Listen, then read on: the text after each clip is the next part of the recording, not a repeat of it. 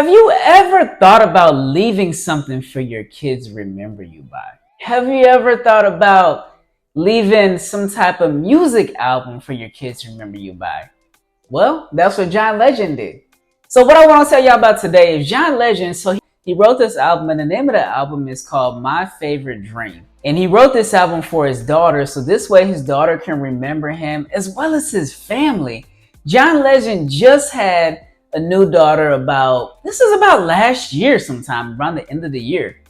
And he had the daughter, and he wanted to write the album so that so people can remember him, his family, as well as he had this picture, and it was like a video that he had, and he posted up in a video, hey, basically it was around the lines of, I want you to remember me.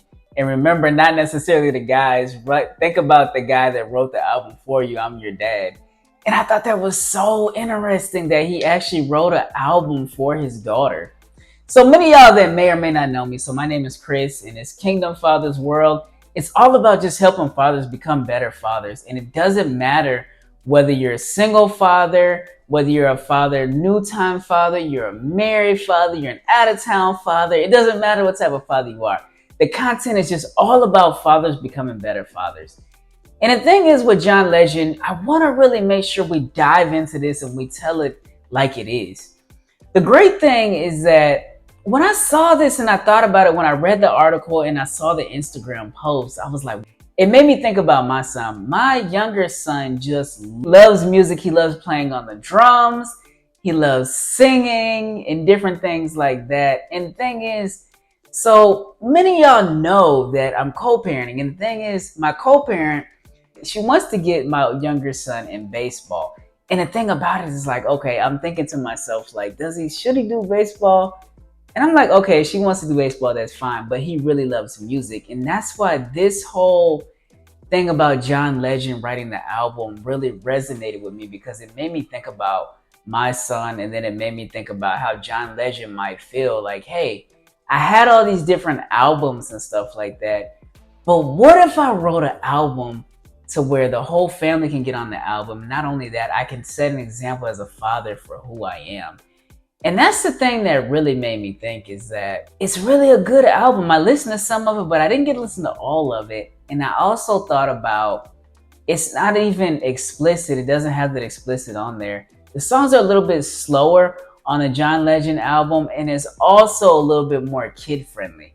And I was like, it's kid-friendly too? So I thought that was really great. Other kids can listen to it. They can think about their fathers, and the kids can feel encouraged by John Legend and by him just speaking life into kids and telling them that they love them, that you can do this for yourself. It doesn't matter your situation, that you're able to keep on going on in life.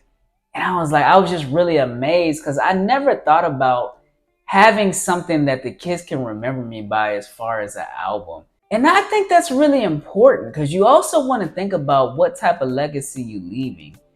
And I also liked it because it was different. I never saw anybody else write an album about kids and stuff like that. I remember Marvin Gaye wrote an album after he got divorced, and it was basically like, hey, I'm writing this album for child support. And I thought that was interesting. I said, I never heard of that before. That was back in the 1970s, 1980s. But for John Legend to go out there and say, you know what, my daughter really means a lot to me. I want to set that example. It really just made me think, like, what kind of example are we setting? No matter if you're going to work every day, if you're working out, you're going out to eat, what are you cooking? What type of music are you listening to?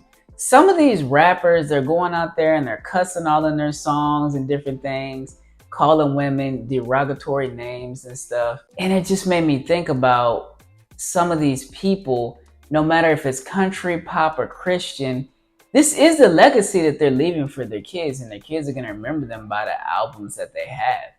And that's the thing, is like, the albums that we have that are out, and I've never recorded an album, but I probably will soon with my kids, because we actually rented out this place, and I rented it. What happened was I had to take a class so that I'm able to rent the room, and it's music. And I was like, okay, let's rent this room out. My younger son, maybe he'll sing, and then my other son will play the drums, and then I'll play the guitar or something. And I really thought about it, was like, I want to do something with my younger son because my older son just loves soccer. So I always practice with him and teach him certain things. But I also want to set that example and say, hey, younger son, I believe in you. We can do this together, and we can do this, me, you, and your brother.